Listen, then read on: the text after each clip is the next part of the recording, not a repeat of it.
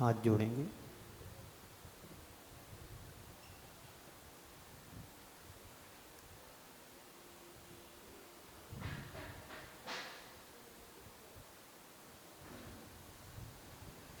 नमो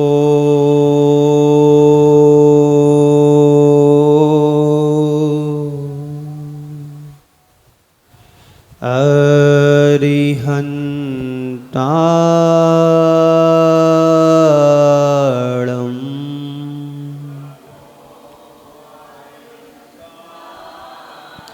नमो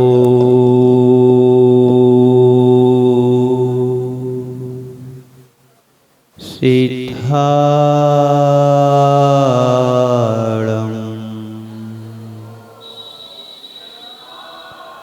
नमो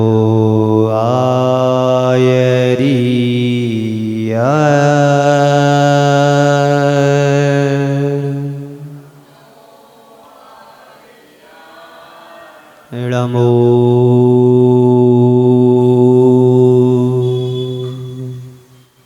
वज्रायाणं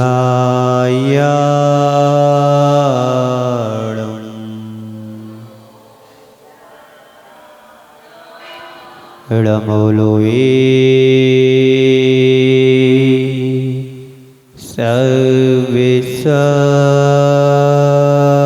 सर्विसहूणं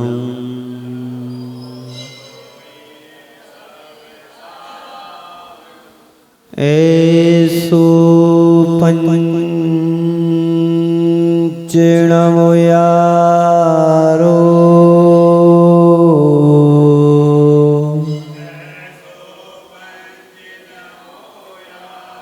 सब पावपनाशिनो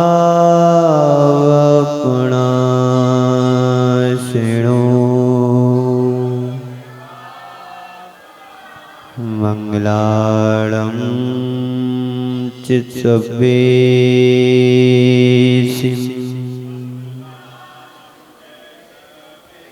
परवं होई मंगलम्। बोलिए पंच परमेष्टि भगवान की, देवादिदेव भगवान श्री महावीर स्वामी की जय जय जय। परम पूज आचार्य गुरुवर श्री विद्यासागर जी महाराज की जय जय जय। अहिंसा परमो धर्म की जय जय जय। मुनि श्री हरे सागर जी महाराज की जयकारा गुरुदेव का। नमोस्तु हरा श्री, नमोस्तु हरा श्री, नमोस्तु हरा श्री। हम सभी विगत पिछले दिनों से अपने जीवन को अच्छा बनाने का प्रयास कर रहे हैं। वैसे तो व्यक्ति का जीवन अच्छा ही होता है, लेकिन अच्छाई में भी और अच्छा जीवन बनाने का प्रयास हमारा होना चाहिए। मिट्टी हमेशा अच्छी ही होती है, फिर भी कुम्हार मिट्टी को कूट करके परिष्कृत करके छान करके घड़े के योग्य बनाता है। ऐसे ही व्यक्ति का जीवन अच्छा ही है, लेकिन और अच्छा कैसे बने इसका हमें हर पल ध्यान रखना पड़ता है। जीवन सबका अच्छा बने, लेकिन अच्छा बने तो कैसे बने। जीवन को अच्छा बनाने के लिए, जीवन को सुंदर बनाने के लिए हमें अपने भावों को संभालना पड़ता है। बिना भावों के, बिना विचारों के व्यक्ति का जीवन अच्छा नहीं बन सकता है। एक भाव होते हैं जो व्यक्ति को ऊंचाइयों तक पहुंचा देता है, और एक भाव ऐसा होता है शिखर को छूने वाले व्यक्ति को भी कब रसातल पर पहुंचा दे कहा नहीं जा सकता है। भाव जब शुभ भाव बनते हैं तो व्यक्ति अपने जीवन को उत्कर्ष तक पहुंचा लेता है। वही भाव जब दुर्भाव बनता है तो शिखर पर पहुंचा हुआ व्यक्ति भी रसातल पर आ जाता है। हर मनुष्य के मन में हर पल अनेक प्रकार के भाव उभरते रहते हैं। संसार में ऐसा कोई भी व्यक्ति नहीं है जिसके मन में किसी न किसी प्रकार के भाव नहीं उत्पन्न होते हों। यहाँ पर आप लोग बैठे हैं, सुन रहे हैं, फिर भी आपके मन में कोई ना कोई चिंतन चल रहा होगा, कोई ना कोई विचार चल रहा होगा, कोई ना कोई हमारा भाव बन रहा होगा। बैठे यहाँ पर हैं, तन से बैठे हैं, लेकिन हमारा मन एक सेकंड में कहाँ से कहाँ पहुँच जाता है कहा नहीं जा सकता है। जैसे हमें ध्यान आता है वैसे हमारा मन वहाँ की ओर दौड़ जाता है, और दौड़ता ही नहीं है, उसी घटना पर, उसी स्थिति पर, उसी स्थान पर तुरंत उपस्थित हो भी जाता है। ये सबका अनुभव है कि नहीं? बोलो। किसी समय किसी निमित्त को पाकर के वह तुम्हें बात याद आ जाती है जो 20-25 वर्ष तुम्हारे साथ कोई घटना घटी होगी। सामने निमित्त मिलता है तो हमारे भावों में परिवर्तन आ जाता है। किसी ने तुम्हारे साथ गलत व्यवहार किया, सामने वाला दिख गया, निमित्त बनाओ, तुम्हारे भावों में परिवर्तन आ गया। होता है ऐसा कि नहीं होता? बोलो जी। क्यों बाबूजी? आज से किसी ने तुमसे 25 साल पहले कुछ पैसे उधार लिए और उसने आज तक नहीं लौटाया और सामने आज दिख गया, तो भावों में परिवर्तन हुआ कि नहीं हुआ? यह वही व्यक्ति है जिसने 25 वर्ष पहले मेरे से 2500 रुपये लिए थे। अभी तक तुम्हारे मन में वो याद नहीं था, वो भाव नहीं थे, वो विचार नहीं थे। अभी तुम्हारे भाव शुभ भाव लगे हुए थे, भगवान की भक्ति कर रहे थे, पूजन कर रहे थे, अभिषेक देख रहे थे बड़े भावों से, निर्मल परिणामों के द्वारा। और जैसे ही आज वो बाबूजी सामने दिखे और देखते ही देखते तुम्हारे मन में एक नया विचार तरंगित हो गया। ये वही व्यक्ति है जिसने 25 वर्ष पहले मेरे से कुछ पैसे उधार लिए थे। क्या हुआ? बोलो जी। भावों में हर पल परिवर्तन होता रहता है। हमारे विचार, हमारे भाव, हमारी भावनाएं वैसी होती हैं जैसे एक शांत सरोवर में यदि हम कोई कंकड़ डालते हैं, पत्थर डालते हैं, तो उस शांत सरोवर में बलें दर बलें दर बलें दर निकलती रहती हैं। कहाँ तक पहुँचती हैं बलें? तरंगित होकर के समुद्र के अंतिम छोर तक पहुँचते हैं जहाँ पर किनारा होता है। ऐसे ही हमारे अंदर भाव है, हमारे अंदर विचार है, हमारे अंदर भावनाएं हैं। जरा सा पर निमित्त का कंकड़ मिलता है और तरंगित हो जाते हैं हमारे विचार और भाव। कहां तक छूते हैं? जहां तक सामने वाला व्यक्ति होगा वहां तक पहुंच जाते हैं विचार।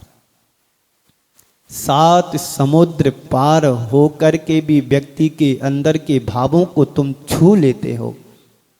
तुम्हारे भाव उस पर पहुंच जाते, उसके भाव तुम्हारे पास आ जाते। इसको बोलते हैं संप्रेषण। संप्रेषण। आपने अच्छी श्रद्धा और भावों से, मनोभाव से किसी को याद किया और शाम को उसको आपने फोन भी लगा दिया और सामने से जवाब मिलता है आज मैंने आपको भी याद किया तो और आपका फोन आ गया। होता नहीं होता ऐसा? बोलो। जिस व्यापारी को तुमने याद किया कि बहुत महीने हो गए, अभी तक उसका कोई समाचार नहीं आया, पेमेंट भी नहीं आया, और जैसे ही तुमने उसको फोन लगाया, सामने वाला बोलता है बाबूजी आज ही मैंने प्लानिंग की थी, बस अब कुछ दिनों में आपके पास जाना है, पुराना पेमेंट चुकता करना है। ये क्या है? भावों का, परिणामों का, विचारों का ये आदान प्रदान होता है। तो हर मनुष्य के मन में हर पल अनेक प्रकार के भाव प्रकट होते रहते हैं। कभी अच्छे भाव आते हैं, कभी बुरे भाव आते हैं। कई बार हमारे भाव हमारे संस्कारों से प्रेरित होकर के भी हो जाते हैं। बाहर का निमित्त पाकर के भी भावों में परिवर्तन आ जाता है। किसी को देख करके हमारे अंदर वो भाव उत्पन्न हो जाते हैं जो तुमने कभी सोचा भी नहीं होगा। अच्छे व्यक्ति को देख करके मन में भाव आता है कि इससे मिलना चाहिए, और जिससे हमारे संबंध अच्छे नहीं हैं, जिनको हम नहीं चाहते हैं, उनको देख करके भी हमारे मन में बुरे विचार आ जाते हैं कि ये सामने वाला कैसे सामने आ गया, मैं तो इसको चाहता भी नहीं हूँ, इससे बात भी नहीं करना चाहता हूँ, अब सामने आ गया तो मुझे अब पता नहीं बात करना ही पड़ेगी। बात तो करना है पर अच्छे मन से करोगे तो उसका फल अच्छा मिलेगा, और बुरे मन से करोगे तो उसका फल बुरा मिलेगा। विचार हमें करना है, सोचना हमारे लिए है कि हम अच्छा बीज बोएंगे तो अच्छी फसल आएगी, और बुरा बीज बोएंगे तो फसल भी जाएगी और बीज भी चला जाएगा। अब क्या करना चाहते हो? फसल को लहलहाती हुई देखना चाहते हो कि फसल को नष्ट होते हुए देखना चाहते हो? एक किसान हो तभी प्रसन्न होता है जब हमारी फसल लहलहाती है। जहां जहां तक उसकी नजरें जाती हैं वहां वहां तक उसके लिए आनंद की अनुभूति होती है कि मेरे द्वारा बोया गया बीज सही समय पर फसल के रूप में पक कर के आया है। ऐसे ही विचारों का बीज होता है। आज तुम विचार अच्छे रखोगे, आज तुम भाव अच्छे रखोगे, निर्मल परिणाम रखोगे, निर्मल भाव रखोगे, निर्मल विचार रखोगे, तो कभी ना कभी कालांतर में वह अच्छे फलों की फसल पक कर के आएगी। होता है ना? अवश्य होता है। आपने किसी पर्याय में अच्छे बीज बोए होंगे पुण्य के, तो मनुष्य पर्याय में भी जैन कुल मिला है। जैन कुल में भी उच्च कुल में आने के बाद अच्छा परिवार मिला है, अच्छा नगर मिला है, अच्छा देश मिला है, अच्छा मोहल्ला मिला है, पॉश एरिया में जन्म लिया है। कोई दीन दरिद्री के घर में जन्म नहीं लिया। कहां पर जन्म लिया? करोड़पति के घर में जन्म लिया। तो कैसे जन्म लिया? इस जीव ने अच्छे कार्य किए होंगे, सदकार्य किए होंगे, परोपकार के कार्य किए होंगे, आसक्ति कम रखी होगी, मोह भाव कम रखा होगा, दान पुण्य के कार्य किए होंगे, तो तभी जाकर के शुभ भावों से अपने जीवन को शुभमय बना पाया। आप लोग देखते हैं सुबह से शाम तक जब रोड पर चलते हैं तो दीन दुखी लोग मिल जाते हैं, जिनके पैर नहीं है, जिनके हाथ नहीं है, जिनको कैंसर हो गया है, जिनको किसी ना किसी तरह की बीमारी उनके जीवन से जुड़ी हुई है। यही भी तो एक जीवन है। और एक जीवन वो है कि ऐसो आराम के साधनों का उपभोग कर रहा है, और एक जीवन वो है कि तपती हुई धूप में पड़ा हुआ है, ना छाया है, ना तन पर वस्त्र है, ना किसी तरह की सुविधा है। यह भी एक जीवन है। दोनों जीवन में अंतर क्या है? बस अंतर इतना है कि हमने यदि शुभ परिणामों से अच्छे कार्य किए होंगे तो उसका फल मुझे अच्छा मिला है, और यदि हमने अशुभ भावों के द्वारा, बुरे भावों के द्वारा यदि हमने किसी का बुरा किया होगा, अनर्थ किया होगा, गलत किया होगा, किसी को परेशान किया होगा, मन से, वचन से, काय से, किसी भी तरह से हमने किसी को परेशान किया होगा, तो उसका फल मुझे बुरा ही भुगतना पड़ेगा। आप लोगों के जीवन में हर रोज किसी न किसी तरह की इस तरह की बातें तो आती होंगी। कभी किसी को घर में डांटते होंगे, व्यापार में डांटते होंगे, नौकर को डांटते होंगे, काम वाली बाई को भी डांट दिया होता, और किसी को भी, परिवार में बच्चों को भी हम अदबा तदबा बोल देते हैं, तो उसका कर्म का फल भी मुझे उसी आधार पर मिलेगा जैसा तुमने किया होगा। इसलिए हर पल हर क्षण अपने भावों को, विचारों को संभालना है। दृष्टि को बदलोगे तो सृष्टि बदल जाती है, और जब सृष्टि बदलती है तो सृष्टि को देख करके हमारे परिणामों में भी परिवर्तन आने लगता है। एक वीरान जंगल को देख करके, उजड़े हुए जंगल को देख करके, गुलशन को देख करके मन में भी उजड़े हुए विचार आते हैं कि मैं कहाँ आ गया, कैसे जंगल में आ गया जहाँ छाया भी नहीं है। विचारों में भी खिन्नता आ जाती, विचारों में भी परिवर्तन आ जाता है। और जब हरे भरे जंगल में जाते हैं, सदा बहार वनों में जाते हैं, तो विचारों में बहुत आनंद आता है, भावों में अच्छा लगता है, विचारों में अच्छा लगता है, भावनाएं भी बलवती हो जाती हैं। नहीं, मैं सही जगह पर आ गया, बहुत अच्छी जगह पर आया, अब यहाँ पर मुझे शांति मिल रही है, आनंद आ रहा है, आंखों को तृप्ति हो रही है। वही हमारे विचार, वही हमारे भाव, वही हमारे अंदर के मनोभाव हमारे जीवन को ऊंचाइयों तक पहुंचा देते हैं। तो दूसरी तरफ हमारे ही विचार हमारे लिए पतन भी करा देते हैं। एक भावना भाव नाशनी होती है, तो एक भावना भाव विकासनी होती है। इन एक भावों के द्वारा तुम संसार को बढ़ाते हो, तो एक भावों के द्वारा तुम संसार को समेट भी सकते हो। जिन भावों से आप संसार का विस्तार करते हो, तो दूसरे शुभ भावों के द्वारा तुम संसार से मुक्ति पाकर के मोक्ष के अधिकारी भी बन सकते हैं। हमारे आचार्यों ने कहा है, हमारा जैन दर्शन, जैन धर्म भाव प्रधान है, भाव प्रधान है। भावों से ही हम सब कुछ पाते हैं और भावों से ही हम सब कुछ खो देते हैं।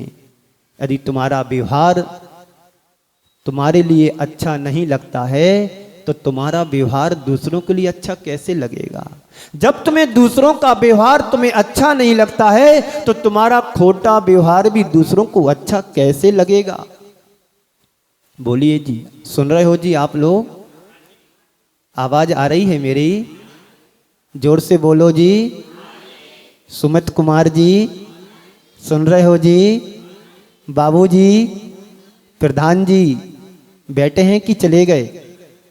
बोलो जी प्रधान जी। बैठे हैं, सुन रहे हो ना? हाँ, सुनते रहना है। कब कौन सा क्षण, कौन सा पल तुम्हारे जीवन में काम आ जाए और जीवन को पुण्यशाली बना दे।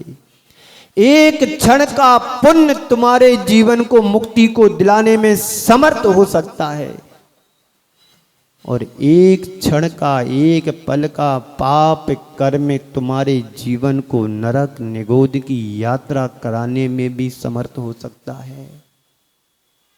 बस भावों की निर्मल सरिता में अवगाहन करने आया हूं। ये पंक्तियां हम रोज पढ़ते हैं। कौन सी सरिता में? भावों की निर्मल सरिता में, भावों की पवित्र सरिता में, भावों की उज्जवल सरिता में, नदी में, उस नदी में अब हम निर्मलता को प्राप्त करेंगे, अपने जीवन को संस्कारशील बनाएंगे। हम अपने मन को पवित्र और पावन बनाने का पुरुषार्थ करना चाहिए, होना चाहिए। संयोग तो मिल गया, योग तो बन गया, पर प्रयोग कब होगा? प्रयोग भी जरूरी है। संयोग तो हर पल मिलते हैं, अच्छे भी मिलते हैं, बुरे भी मिलते हैं, लाभ के भी मिलते हैं, हानि के भी मिलते हैं, अनुकूल के भी संयोग मिलते हैं और प्रतिकूल के भी संयोग मिलते हैं। आप किसको पसंद करते हैं? लाभ हानि में से लाभ को पसंद करते हैं कि हानि को? बोलो जी। लाभ को पसंद करते हैं। दुख और सुख में से दुख को पसंद करते कि सुख को पसंद करते? सुख को पसंद करते हैं। अनुकूल प्रतिकूलता में किसको पसंद करते हो? अनुकूलता को।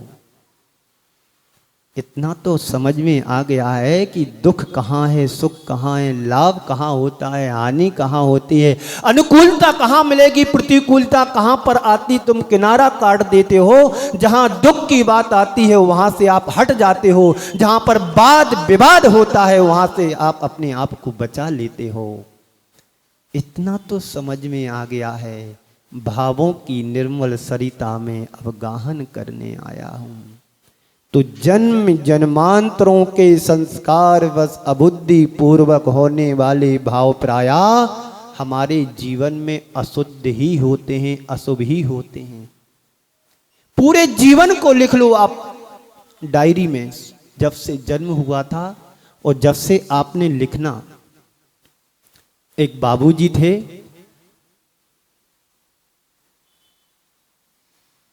एक छोटा सा उनका पोता था 3 साल का। कितने साल का? कितने साल का? 3 साल का। पुराने जमाने की कहानी है। बाबूजी अपने पोते को लेकर के आंगन में बैठे हुए थे। सर्दी का समय था, धूप में बैठे थे। पुराने जमाने की बात है, आज तो वो चीजें देखने को नहीं मिलती हैं, पर कभी कभी जब गांव खेड़े से निकलते हैं, बिहार करते हैं, तो वो चीजें देखने को आ जाती हैं। तो वो बाबूजी अपने 3 साल के पोते के लिए गोद में बैठा करके खिला रहे थे। सामने एक कौआ बैठा हुआ था मंगरे पर। मंगरा समझते ना? मंगरे जो खप्पर का घर होता है, खप्पर का घर समझते ना, ऐसा होता है। तो ऊपर खप्पर लगे होते हैं, नीचे लकड़ी लगी रहती है, उस पर खप्पर पाट वगैरह बुंदेलखंड में ज्यादा देखने को मिलेगा। तो मंगरे पर एक कौआ बैठा हुआ था। बार बार वो बेटा पूछ रहा है, बाबूजी क्या है? बाबूजी बोल दे कौआ। बाबूजी ये क्या है? कौआ। उस पोते ने कम से कम 1000 बार पूछा होगा, बाबूजी क्या है? कौआ। बाबूजी क्या है? कौआ। बाबूजी क्या है? कौआ। बाबूजी क्या है? कौआ। वो सारे शब्द बाबूजी ने एक डायरी में लिखते गए। बेटे को खिला भी रहे हैं, बेटा पूछ रहा है कि क्या है? बाबूजी, उस बाबू ने कौआ, उन्होंने लिख दिया कौआ। जब पोता बड़ा हुआ, 20, 25, 30 साल का हुआ होगा, वही बात अपने 25 और 30 साल के पोते से पूछा कि बेटा ये क्या है? इधर बाबूजी वृद्ध हो गए। जब बेटा जवान बालक था, 3 साल का था, बाबूजी 40 साल के होंगे, 45 साल के होंगे। इधर पोता कितने साल का था? 3 वर्ष का था। उधर वो 45-50 वर्ष के थे। अब ये 80 साल के बाबूजी होगा, ये 30 साल का पोता हो गया। अब कहते हैं ना बुंदेलखंड में बाड़े बूढ़े एक समान। जो बच्चे हों या वृद्ध, दोनों की प्रवृत्ति लगभग एक सी होती है, चर्या भी एक सी होती है, भाव भी एक से होते हैं, विचार भी एक से होते हैं, सब कुछ एक सा होता है लगभग, बस उम्र में अंतर होता है। तो कहावत हमारे पूर्वजों ने बना दी, बाड़े बूढ़े एक समान। तो वृद्ध बाबूजी ने 30 साल के पोते से पूछा कि बेटा ये क्या है? बोले कौआ। भावों को देखना, आदमी की प्रवृत्ति कैसे बदल जाती है। बाबूजी ने फिर 1-2 मिनट बाद पूछा, बेटा ये क्या है? बोले कौआ। फिर 2-5 मिनट बाद फिर पूछा, कौआ बैठा है अभी? फिर पोते से पूछा, बेटा ये क्या है? बोले कौआ। फिर 5 मिनट बाद पूछा, बेटा ये क्या है? बाबूजी की टोन तो वही है और संभल रही है। बोले सुनते नहीं हो? कितने बार बोल दिया है कौआ है, कौआ है, कौआ है, कौआ है, समझ में नहीं आता कौआ है। आप लोग सुन रहे हो जी? ये आपके बीच की ही कहानी है। यहां भी 80 साल के बाबूजी बैठे होंगे और 30 साल का पोता भी होगा। फिर बाबूजी ने कहा, बेटा वो आज से 30 साल पुरानी डायरी हमारी रखी है, उसमें मैंने कुछ मंत्र लिखे थे, वो लाकर के देना, वहां रखी अलमारी जहां मैं सोता हूं। उसने लाके डायरी दे दी 1976 की। और वो डायरी के पूरे पेज पलटाए, हर पेज पर कौआ कौआ कौआ। बेटा पता है डायरी कब की है? जब तू 3 साल का था, जब तू 3 साल का था, तू मेरी गोदी में खेल रहा था और यही कौआ मंगरे पर बैठा था, सर्दी का समय था, आप मेरी गोद में खेल रहे। जब आप सही बोल भी नहीं पाते थे तो आप तुतली भाषा में बोल देते, बाबूदी बाबूदी ये क्या है? कितने बार तूने पूछा था ये क्या है क्या है क्या है क्या है? जितनी बार आपने पूछा था उतनी बार मैंने बोला बेटा कौआ है, बेटा कौआ है, बेटा कौआ है। और अभी मैंने 3-4 बार ही पूछा है बेटा क्या है, और तू इतना झुल्ला सा गया है, इतना अकड़ गया कि कौआ की जगह और क्या बोलने लगा है। कहने का तात्पर्य है कि कब भावों में परिवर्तन आ जाए, परिस्थिति को देख करके, माहौल को देख करके हमें अपने भावों में परिवर्तन नहीं लाना चाहिए। जिन भावों से हम अपने जीवन को सुधार और संभाल सकते हैं, उन्हीं भावों से अपने जीवन में उद्वेलित भी कर सकते हैं, बिगाड़ भी सकते हैं। तो भावों की निर्मल सरिता में अब गाहन करने आया हूं। कौन सी नदी में आए हैं हम? भावों की निर्मल यानी पवित्र सरिता में, पावन और पूज्य सरिता में हम अपने भावों को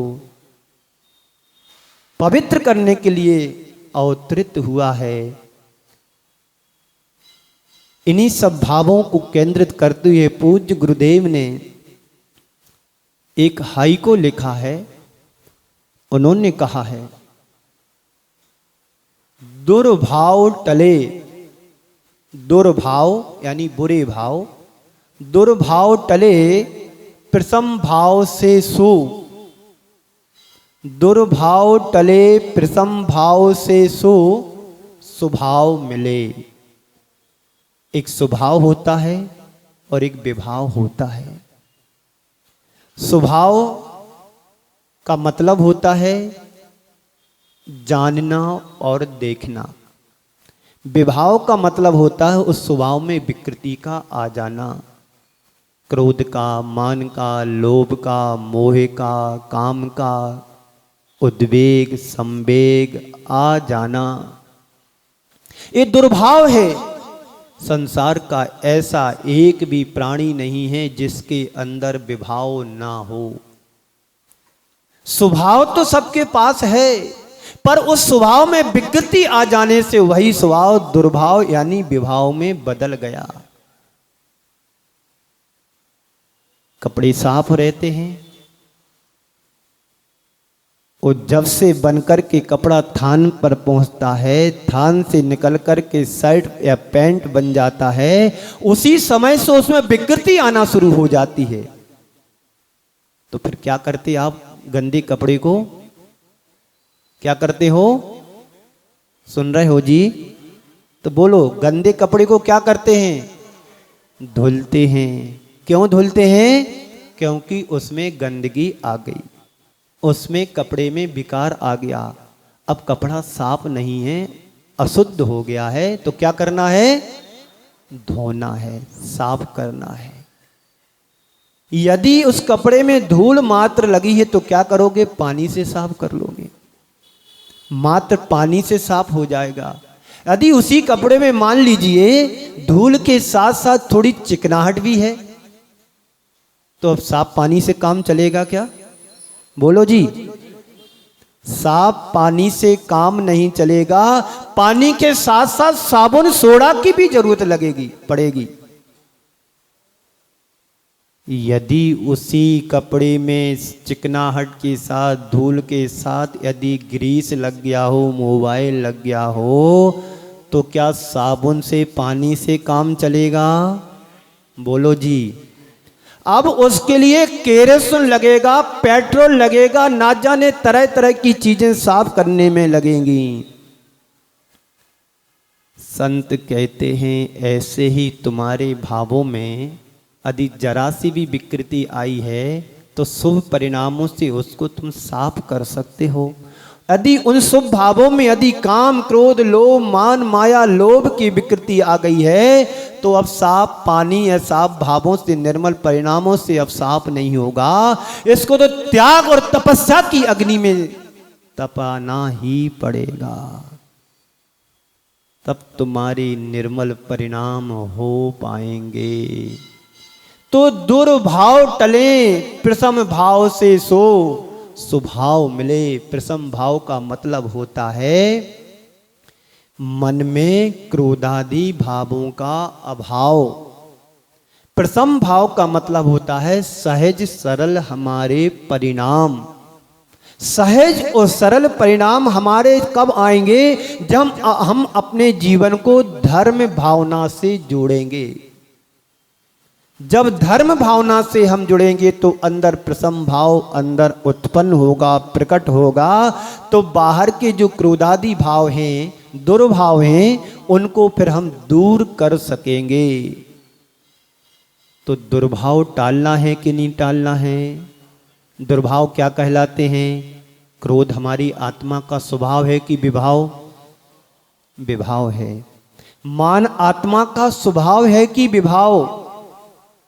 बोलो, उत्तर दो, जोर से बोलो। क्रोध आत्मा का स्वभाव नहीं है, मान आत्मा का स्वभाव नहीं है, लोभ आत्मा का स्वभाव नहीं है, माया आत्मा का स्वभाव नहीं है, काम आत्मा का स्वभाव नहीं है, उद्वेग आत्मा का स्वभाव नहीं है। जब स्वभाव नहीं है तो फिर विभाव में हम क्यों रह रहे हैं? बोलो, विभाव में फिर हम क्यों रह रहे हैं? क्रोध के साथ जी रहे हैं, लोभ के साथ जी रहे हैं, मायाचारी भी करते हैं उसके साथ भी जी रहे हैं। लोभ जो जरा सा लाभ होता है, लोभ आ जाता है, लोभ प्रकट हो जाता है। आज 1 लाख रुपए कमाए हैं, मुनाफा हुई है, अब इतने में काम नहीं चलेगा, जरा और होना चाहिए। लोभ आया, ये संतोष होना चाहिए। 1 लाख कमाए, चलो 1 लाख मैंने कमाया है, 1 लाख रुपए मेरा नहीं है, चलो इसको दान कर देते हैं। करोगे ऐसा आज से? जितना मैंने कमाया है मेरा नहीं है, सब परमार्थ के लिए है। ये अलोप प्रवृत्ति हमारे अंदर आ जाए तो आज ही तुम भगवान के रूप में हो। फिर तुम्हारे लिए ज्यादा उपदेश निर्देश की जरूरत नहीं पड़ेगी, क्योंकि मेरा जीवन संयत बन गया है, मेरा स्वभाव में आ गया है, दुर्भाव मेरा निकल गया, टल गया। अब इससे मुझे कोई लेना देना नहीं है। 3 व्यक्ति थे, तीनों आपस में बहुत घोर विरोधी थे, एक दूसरे को देखना भी पसंद नहीं करते थे। तीनों ने मिलकर के एक आराधना की। आराधना करने से एक देवता प्रकट हो गया। पहले के लोग भले विरोधी हों, पर भगवान या किसी के प्रति श्रद्धा मजबूत होती थी। आराधना की, तीनों ने मिलकर के की, एक देवता प्रसन्न हो गया और देवता आकर के तीनों से पूछते हैं कि मैं आपकी भक्ति से प्रसन्न हूं और आप ऐसा कोई मांगिए वरदान, जो कुछ तुम्हें मांगना हो मांग लीजिए। उन तीनों में से एक एक करके एक ने मांगा और कहा कि देखो, आप हमारी भक्ति से प्रसन्न हैं तो मेरा एक काम कर दो। पहले वाला बोला। बोलो, क्या काम कराना है? बोलिए। जो सामने वाला है ना, ये मेरे लिए बहुत चुभता है, मैं इसको देखना पसंद नहीं करता हूं, इसकी आंखें तुम फोड़ दो। दूसरे वाले से पूछा तो दूसरे वाले ने कहा कि ये सामने वाला जो व्यक्ति है ना, मेरे कार्य में अड़ंगा डालता है, आड़े आता है, मेरा कोई भी अच्छा काम बनता है बिगाड़ देता है। बनते बनते मेरे सारे काम बिगड़ रहे हैं, घाट पर पहुंचते हैं, अंतिम पॉइंट पर पहुंचते हैं, पता नहीं इसको कैसे मालूम पड़ता है, मेरा काम बिखेर देता है, बिगाड़ देता है। आज तक एक भी काम मेरा नहीं बना, तुम इसको मेरे रास्ते से अलग कर दो। पहले वाले से क्या पूछा, पहले वाले ने क्या पूछा? पहले वाले ने कहा कि ये मेरे को चुभता है, मेरे को देखे ही मेरे को पसंद नहीं आता है, सुहाता नहीं है, इसकी आंखें फोड़ दो। दूसरे वाले से पूछा तुम्हें क्या चाहिए? दूसरे वाले ने बोला कि ये मेरे रास्ते से अलग कर दो। और तीसरे वाले से पूछा भाई आप और अपना बताओ, क्योंकि भक्ति तो तीनों ने की थी, आराधना तीनों ने की है, तो मैं तीनों की भक्ति से प्रसन्न हुआ हूँ, आप तो बताओ तुम्हें क्या चाहिए मेरे से। उसने बोला दोनों की भावनाओं को पूरा कर दो, हमारा काम बन जाएगा। ये इसका सबका बाप निकला। संसार में हर प्राणी किसी ना किसी दुर्भाव से ग्रसित है। किसी को किसी की प्रोग्रेस देखकर के सुहाती नहीं है। बस तुम गरीब बने रहो, अनाथ बने रहो और भीख मांगते रहो जगह जगह जाकर के। तुम्हें ऐसा तो अच्छा लगता सबको कि एक गरीब आदमी हमसे नीचा बना रहे। एक कौन सा भाव है? कौन सा भाव है? दुर्भाव। सुन रहे हो जी? सुन रहे हो जी? कौन सा भाव है? दुर्भाव। टले प्रसम भाव से सो स्वभाव मिले। जब तुम्हारे अंदर का दुर्भाव अलग होगा, टलेगा, क्षय को प्राप्त होगा, तो अंदर तुम्हारे सद्भाव स्वभाव प्रकट होगा। मन का दुर्भाव कैसे टलेगा? जब मन में प्रसम भाव आएगा तब। प्रसम भाव का मतलब होता है अंदर शांति, अंदर समता, क्रोध आदि का अभाव, अपने आवेग संवेगों पर नियंत्रण। जब भी तुम्हारे अंदर क्रोध जैसा भाव प्रकट होने लगे तो आप प्रसम भाव को याद कर लेना। सोचना कि क्रोध करना मेरी आत्मा का स्वभाव नहीं है, विभाव है, इस विभाव से मुझे बचना चाहिए, और विभाव से जब तक बचेंगे नहीं तो मेरी आत्मा का अकल्याण ही होता रहेगा, कल्याण नहीं होगा। क्योंकि आत्मा का स्वभाव तो क्रोध करना नहीं है, आत्मा का स्वभाव मान करना नहीं है। कोई तुम्हारे साथ अच्छा व्यवहार करे तो तुम्हें प्रसन्न होकर के फूलना नहीं है। कोई तुम्हारे साथ किसी भी प्रकार की टिप्पणी कर करके चला जाए तो तुम्हें उसमें दुखी नहीं होना है। इन दोनों में समता बनाए रखना ही प्रसम भाव है और कुछ नहीं है। जो हम कर रहे हैं अब मुझे वो है नहीं करना है, जो अभी तक नहीं किया है उसको मुझे करना है। ये सब कब होगा? जब तुम्हारे जीवन में धर्म जुड़ेगा तब। कब होगा? जब धर्म आएगा तब। दुर्भाव से बचें, दुर्गुणों से बचें, दुर्बलताओं से बचें, बुराइयों से बचें। ये कब बचोगे? जब तुम्हारे अंदर प्रसम भाव आएगा तब।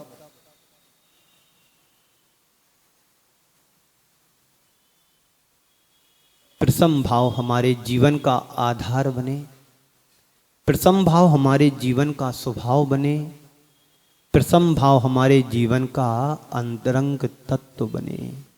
जितने भी महापुरुष इस संसार में हुए हैं सबने अपने जीवन में प्रसम भाव को आधार बनाया। क्योंकि जब तक संसार में हमारी आत्मा है या रहेगी तब तक कोई ना कोई कसाई हमारे साथ जुड़ी ही रहेगी। कसाई कितने प्रकार की होती हैं पता है आपको? बोलो जी, कितने प्रकार की कसाई होती हैं? 4 प्रकार की। एक सुमित प्रकाश जी, दूसरा सतीश प्रकाश जी, तीसरा और कौन का नाम है, रमेश कुमार जी, चौथा है सुरेश कुमार जी। ये 4 कसाय हैं ना? नहीं, ये 4 कसाय नहीं, कसाय 25 होती हैं। कितनी होती हैं? 25 होती हैं। अनंतानुबंधी क्रोध मान माया लोभ, आप प्रत्याख्याना वर्णी क्रोध मान माया लोभ, प्रत्याख्याना वर्णी क्रोध मान माया लोभ, और संजुलन क्रोध मान माया लोभ। 4 में 4 का गुणा करते हैं तो कितनी कसाय होती हैं? 16। कितनी होती हैं बाबूजी? हाँ, 16 होती हैं। फिर उसमें 9 और जोड़ दीजिए, हास्य, रति, अरति, शोक, भय, जुगुप्सा, पुण्य, नपुंसक वेदा यानी पुरुष वेद, नपुंसक वेद और स्त्री वेद। ये हास आदि 9 कसाय कहलाती हैं। कसाय तो हैं, पर कसाय जैसा उनका असर नहीं होता है, किंचित मात्र होती हैं, पर अपना रंग दिखाती हैं। हास्य के उदय में व्यक्ति हंसी करता है। जब तक हास्य कर्म का उदय नहीं होगा तब तक व्यक्ति को हंसी नहीं आ सकती, कितने भी हंसाओ आप। उदय होना चाहिए उस कसाय का। यश कीर्ति नाम कर्म का उदय होगा तो तुम्हें यश मिलेगा। और जब तक तुम्हारे जीवन में यश नाम कर्म का उदय नहीं होगा, कितना भी तुम पुरुषार्थ कर लेना, तुम्हें यश नहीं मिल पाएगा, अपयश ही होगा। और जब अपयश कर्म का उदय होगा, तुम कितना भी अच्छा करते रहो, बुरा ही होगा। तो प्रसम भाव हमारे जीवन का आधार बनना चाहिए। सुख हो या दुख, लाभ हो या हानि, अच्छा हो या बुरा, जो कुछ भी है मेरे जीवन के साथ में, सभी में समता भाव रखना ही प्रसम भाव है। लोगों को देखता हूं, क्रियाएं करते हैं, क्रियाओं से ज्यादा प्रतिक्रिया कर जाते हैं। और जब प्रतिक्रिया हमारे द्वारा होती है तो हमारे जीवन में क्या होता है? उफान आता है, तूफान आता है। इनसे बचने के लिए प्रसम भाव होना चाहिए। तो इसलिए ये सूत्र हरदम याद रखना है। क्या है सूत्र? दुर्भाव टले, प्रसम भाव से सो सुभाव मिले। कुछ नहीं करना है। अभी तक जो मेरे जीवन में दुर्भाव जुड़े हुए हैं, दोष लगे हुए हैं, दुर्विचार लगे हुए हैं, उनको धीरे धीरे अलग करना है। आप मंदिर जाते हो, बोलो मंदिर आते हैं, किस लिए आते हैं? पुण्य कमाने के लिए। आप लोग मंदिर आते हो तो क्यों आते, बोलो बाबूजी? पुण्य कमाने के लिए आते हैं। पर मैं आप सबसे कहना चाहता हूं, मंदिर आओ, पुण्य कमाने के लिए मत आओ। पुण्य कमाते कमाते तो तुमने जीवन का बहुमूल्य भाग बिता दिया। पुण्य कमाने से कुछ मिला है? बोलो। अरे महाराज, अभी तक तो यही सुनते आए हैं, मंदिर जाओगे तो पुण्य कमाओगे, पुण्य मिलेगा, तुम्हारे दुख दर्द दूर होंगे, तुम्हारे अशुभ कर्म टलेंगे। अभी तक तो हम यही सब सुनते आए हैं कि पुण्य कमाने से, पुण्य मंदिर जाने से पुण्य प्राप्त होता है। पर मैं आप सबसे कहना चाहता हूं, मंदिर आओ, पुण्य कमाने के लिए मत आओ। पुण्य कमाओगे तो घंटे, 2 घंटे, 4 घंटे पुण्य का तुम्हारे जीवन पर प्रभाव पड़ सकता है, इससे ज्यादा नहीं। 4 लोग मिलेंगे, जय जिनेंद्र करेंगे, आपको अच्छा लगेगा। घर जाओगे, पत्नी अच्छे से थाली लगा करके गरम गरम भोजन करा देगी। दुकान पर जाओगे, नौकर आपको जय जिनेंद्र करेगा, आपकी गादी पर आपको साफ सुथरी करके बैठा देगा। ये क्या है? पुण्य है। ये तुम्हारा पुण्य घंटे, 2 घंटे, 4 घंटे चलेगा। पर संत कहते हैं जीवन को पुण्यमय बनाओ तो तुम्हारा कुछ स्थायी लाभ होगा। जीवन को पुण्यमय बनाना है तो जीवन उद्धार होगा, जीवन का कल्याण होगा। पुण्य का अर्थ होता है पवित्र है। जीवन को पवित्र बनाना है, जीवन को पवित्र बनाने के लिए मुझे धर्म करना है।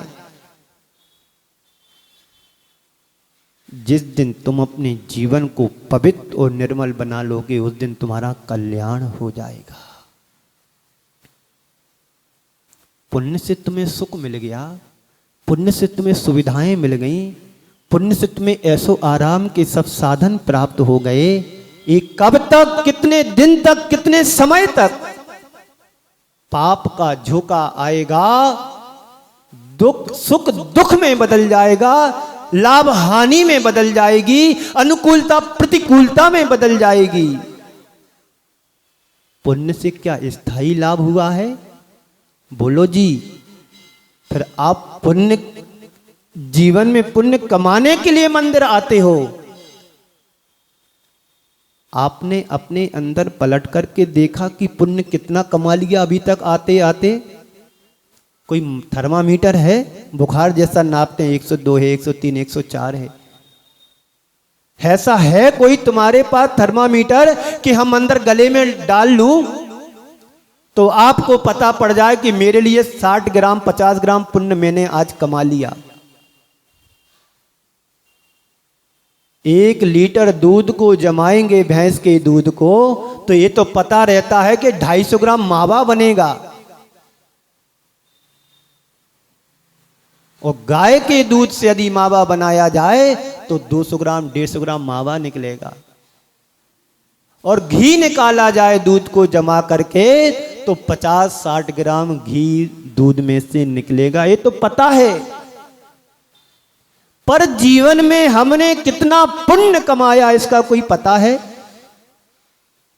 बोलो जी, सुन रहे हो जी? है पैसा कमाया तो पता है कि यार 10 लाख रुपए हमारे सब वसूली में आए हैं, पर उसके साथ जो पाप आया वो पता है कितना आया? महाराज श्री, पाप की बात तो छोड़ो, कौन देखता है पाप? और बिना पाप के तो पैसा आता भी नहीं है। तो पाप को साफ करने के लिए धर्म करो और पुण्य की वृद्धि करने के लिए धर्म करो, पर जीवन को पुण्यमय बनाने के लिए भी धर्म करना चाहिए। बात इतनी सी है समझने की। कितनी बात है समझने की? बस पाप से बचना, पुण्य करना, और पुण्य में मस्त नहीं हो जाना कि अब मुझे पुण्य से सारी सुविधाएं मिल चुकी हैं। ध्यान रखना, जो पुण्य है कब पाप में बदल जाए, करवट बदल ले, पता नहीं पड़ता है। कहते हैं ऊंट कब करवट बदल जाए, कहावत है ना, ऊंट कब करवट बदल जाए, ऐसे ही मारवाड़ी कब करवट बदल जाए पता नहीं पड़ता है। पर जीवन को पुण्यमय बना लोगे तो वो स्थायी छाप हमारे ऊपर रहेगी। अब मेरा जीवन पवित्र बन गया है, अब मेरा जीवन सुंदर बन गया है, अब मेरा जीवन पावन बन गया है। भावों की निर्मल सरिता में अब गाहन करने आया हूं। कौन सी सरिता में? बोलो, मैं भूल जाता हूं, बोलते बोलते भूल जाता हूं, बीमारी है भूलने की। कौन सी सरिता में? भावों की निर्मल सरिता में। भाव तो सबके पास हैं, किसी के पास अच्छे भाव, किसी के पास बुरे भाव, किसी के पास दुर्भाव, किसी के पास सद्भाव, किसी के पास अच्छे भाव, सबके पास सब प्रकार की क्वालिटी मिलेंगी। बोलो, यहां पर यदि 100 लोग बैठे हैं तो 100 के विचारों में भिन्नता है, 100 के विचारों में परिवर्तन चल रहा है। मैं इधर बोल रहा हूं तो अपने ऊपर क्लिक करते हैं कि हमारे लिए महाराज श्री बोल रहे हैं, क्योंकि हर व्यक्ति के भावों में हर पल परिवर्तन होता रहता है, चल रहा है। इस परिवर्तन से मुझे बचना है। मेरी आत्मा पावन पवित्र कुंदन कैसे बने, जब दुर्भाव टले, प्रसम भाव से सो स्वभाव मिले। आत्मा का स्वभाव जानना और देखना है। आप लोग देखते भी हैं, गौर से देखते, नहीं दिखता तो चश्मा लगा के भी देखते हैं। ये वही व्यक्ति है जो कल मिला था, यही व्यक्ति है, वही व्यक्ति जिसे मैंने 25 साल पहले 2500 रुपये दिए थे, यह वही व्यक्ति है जिसने बोली प्रथम बोली ली थी। व्यक्ति भले बूढ़ा हो जाए पर उसकी याददाश्त बूढ़ी नहीं होती है। तो क्या करना है? दुर्भावों को टालना है। व्यक्ति जैसा सोचता है वैसा विचार बनता है, व्यक्ति जैसे भाव करता है वैसा उसका प्रभाव पड़ता है। आप यदि अच्छे भावों से शेर के सामने भी जाओगे तो शेर भी तुम्हें पढ़ लेगा कि ये मेरे लिए प्यार करने आया है, दुलार करने आया है। और तुम खच्चर पीछे लेकर के जाओगे तो वो समझ जाए कि मुझे मारने आया है, तो वो भी तुम्हें खाने के लिए दौड़ेगा। आपको कहानी पता है? जयपुर की है दीवान जी की कहानी। कौन थे वो दीवान जी? जैन थे क्या? जैन थे दीवान। दीवान जी ने जलेबी शेर के सामने रखी और शेर से कहते हुए कहा कि शेर, मुझे पता है तू मांस भक्षी है, पर मेरे पास मांस नहीं है, मेरे पास तो शुद्ध घी की जलेबी है। तुझे खाना है तो जलेबी खाना, तेरे सामने मैं हूं। क्या तुझे पसंद है? मेरा जीवन, जीवन से जुड़ी हुई जलेबी। कहते हैं शेर ने व्यक्ति को नहीं खाया, जलेबी खा रहा है। और आप लोग कैसे हो? मूल के साथ ब्याज भी खाते हो। कैसे हैं आप लोग? रमेश कुमार जी कौन है यहाँ पर? है कोई रमेश कुमार जी आए हैं? हाँ। सुरेश कुमार जी कौन है?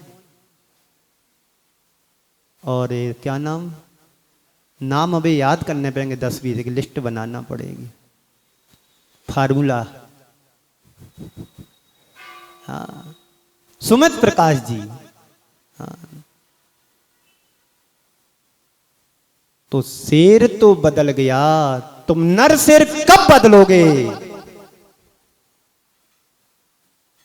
शेर में तो परिवर्तन आ गया और आप सवा शेर होकर के भी नहीं बदल पा रहे। शेर सवा शेर, नरसिंह। कब परिवर्तन हमारे हृदय में आएगा? आत्मा स्वभाव में कब ढलेगी? जब तक आत्मा स्वभाव में नहीं ढलेगी तो आत्मा का विभाव छूटेगा भी नहीं। आत्मा के स्वभाव में आना ही होगा, तभी तुम्हें मुक्ति मिलेगी, बिना उसके मुक्ति नहीं मिलेगी। ये विभाव है, जन्म जन्मांतरों से हम अच्छे बुरे कर्म करते चले आ रहे हैं, उन्हीं कर्मों का असर हमारी आत्मा पर पड़ा हुआ है। इस आत्मा के असर को जब हम धोएंगे, नष्ट करेंगे, दूर हटाएंगे, तो कैसे हटाओगे? साबुन सोडा से है? भावों की निर्मल सरिता में अवगाहन करने आया।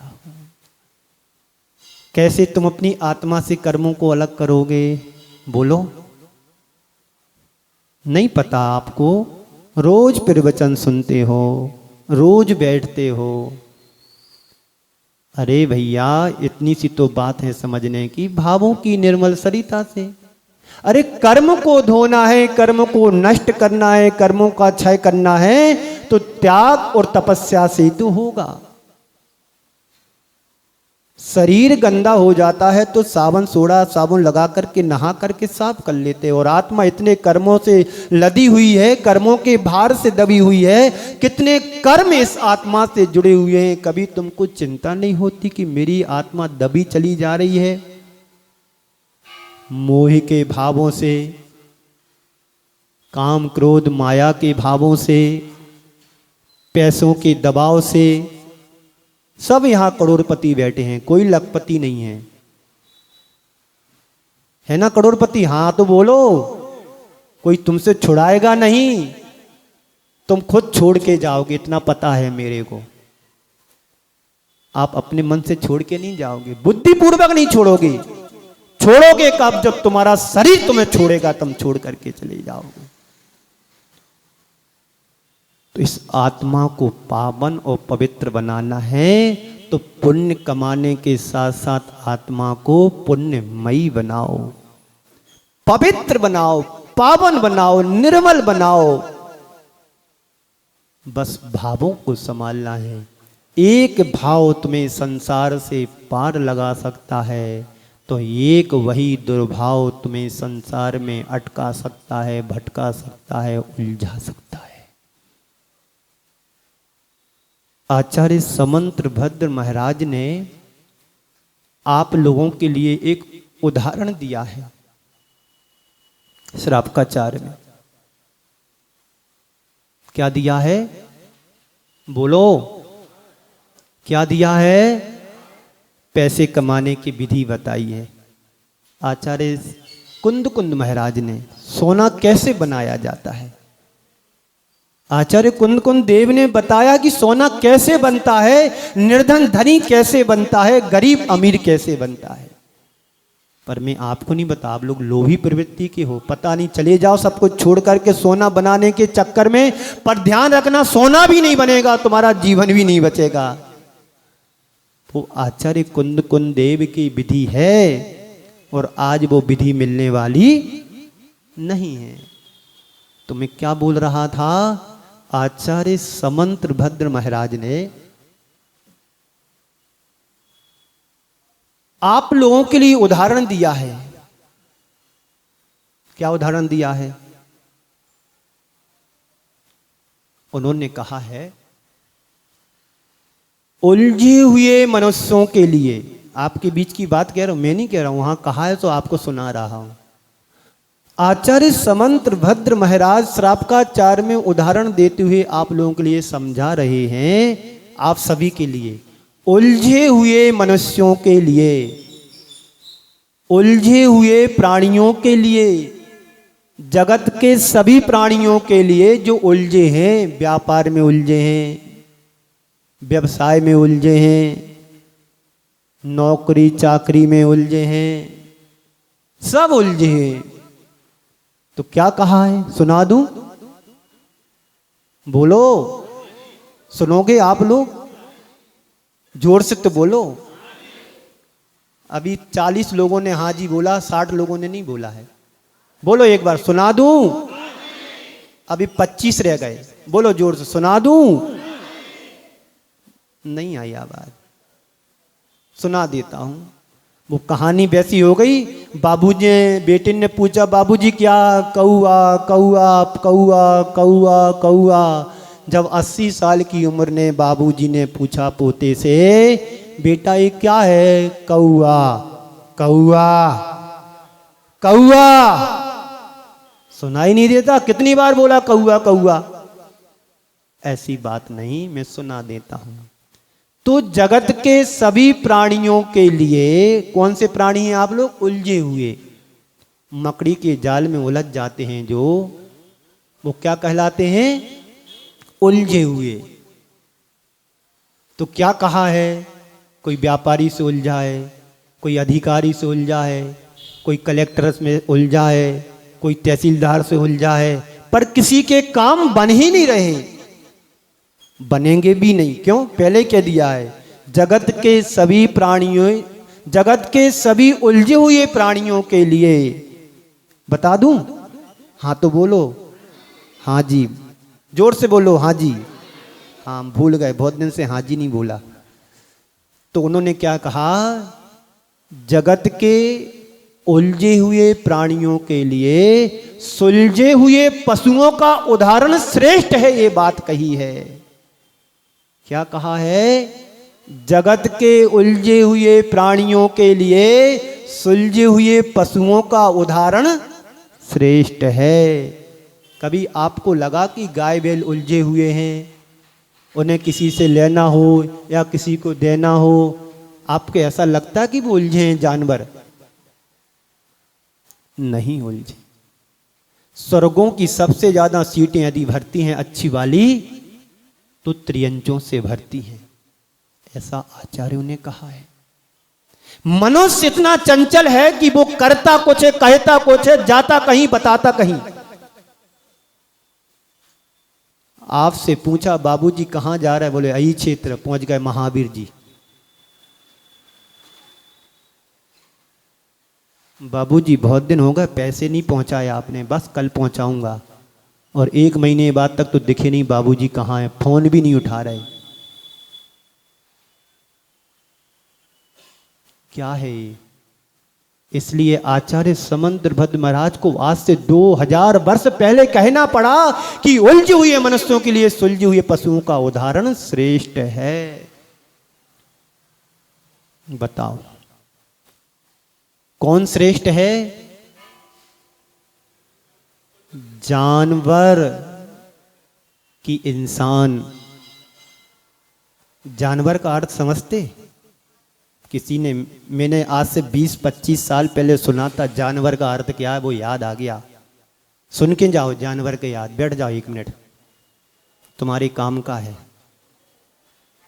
जानवर बता दूं, सुनोगे? सुन लो तो। जान बर, बर यानी पति, जान यानी उसकी पत्नी, दोनों को मिला दो जानवर हो गए। बोलते ये मेरी जान है, ये मेरी जान है, आप लोग नहीं बोलते? बोलते हैं। जान यानी हमारी सामने वाली पत्नी, बर यानी व्यक्ति, बोलते बर वधू। तो बर यानी व्यक्ति और जान यानी उसकी पत्नी, दोनों को मिला दो, बुलाओ ना दोनों को। क्या हो गया, समझ में बात नहीं आई? अरे महाराज ऐसी कैसे समझ में आएगी, इसको बड़े अरमानों से लेकर के आए। बाबूजी ने तय किया था कि ये पत्नी तुम्हारी होगी, ये लड़की तुम्हारी होगी, और आपने जानवर बना दिया। जब तुम जानवर के काम करोगे तो जानवर ही बनोगे, और इंसान से काम करोगे तो इंसान से भगवान बनोगे। अंतिम पंक्तियां सुना करके आप सभी को विराम दूंगा। समय आज 5 मिनट ज्यादा हो गया है। तय करो कि मुझे क्या करना है। जीवन को बदलना है, स्वभाव को बदलना है, प्रकृति को बदलना है। इन्हीं बातों को लेकर के 4 पंक्तियां आप सबके बीच में है। पाना नहीं जीवन को बदलना है साधना, पाना नहीं जीवन को बदलना है साधना, धुएं सा जीवन मौत है जलना है साधना। पाना नहीं जीवन को बदलना है साधना, धुएं सा जीवन मौत है जलना है साधना। सच्चा पाठ तभी होगा, सच्चा पाठ तभी होगा जब जीवन में पारायण हो। श्वास श्वास धड़कन धड़कन में घुली हुई रामायण हो। पर पीड़ा में मोम सा पिघलना है। साधना पाना नहीं जीवन को बदलना है। साधना जीवन को बदलने का संकल्प हमारे अंदर जगना चाहिए। क्रोध मेरा स्वभाव नहीं, मान मेरा स्वभाव नहीं, लोभ मेरा स्वभाव नहीं, ये सब दुर्भाव हैं। इन दुर्भावों से बचें, दुर्गुणों से बचें, दुर्बलताओं से बचें। जीवन में सज्जनता हो, जीवन में पावनता हो, जीवन में पवित्रता हो, और जीवन में सत्संगति हो, जिससे हम अपने जीवन को बदल करके अपने जीवन का उत्थान कर सकें, उत्कर्ष कर सकें। आप सबकी फोटो तो बहुत अच्छी आती हैं, पर एक्सरे सबके बिगड़े हुए हैं। इसलिए एक्सरे को सुधारने की कोशिश करो, फोटो अपने आप सुधरेगी। इसलिए गुरुदेव के सहायकों को याद करके जाए। दुर्भाव टलें, दुर्भाव टले, प्रसम भाव से सुभाव मिले, पूज्य गुरुदेव मिले। इसी मंगल भावना से यहीं पर विराम देता हूँ। बोलिए परम पूज्य आचार्य गुरुवर श्री विद्यासागर जी महाराज।